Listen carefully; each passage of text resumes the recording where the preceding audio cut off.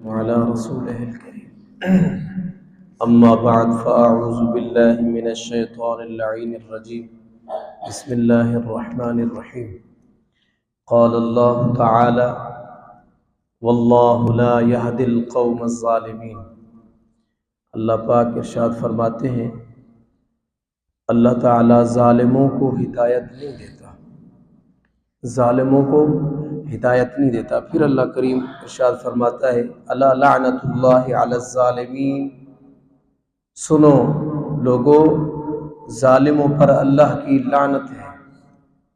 پھر اللہ پاک ارشاد فرماتا ہے واللہ لا يحب الظالمین، اور اللہ تعالیٰ ظالموں سے محبت نہیں کرتا۔ تو حضور علیہ الصلوۃ والسلام کی حدیث مبارک میرے آقا علیہ الصلوۃ والسلام نے ارشاد فرمایا، یہ حدیث قدسی ہے، یعنی اللہ فرماتا ہے، حضور بیان کرتے ہیں، عن ابی ذر قال قال رسول اللہ صلی اللہ علیہ وسلم فیما یروی عن ربہ عز وجل۔ حضور علیہ الصلوۃ والسلام فرماتے ہیں، سیدنا ابو ذر رضی اللہ تعالیٰ عنہ روایت کرتے ہیں کہ رسول علیہ الصلوۃ والسلام نے اپنے رب عز وجل سے نقل کیا کہ میں نے اپنے نفس پر ظلم کو حرام کیا ہے اور اپنے بندوں پر بھی، تو تم ایک دوسرے پر ظلم نہ کیا کرو۔ اللہ پاک یہ نہیں چاہتا کہ میں کسی بندے پر ظلم کروں، معاذ اللہ، اللہ تعالیٰ ان چیزوں سے پاک ہے۔ تو اللہ ہمیں بھی یہی حکم دیتا ہے کہ تم بھی کسی پر ظلم نہ کرو۔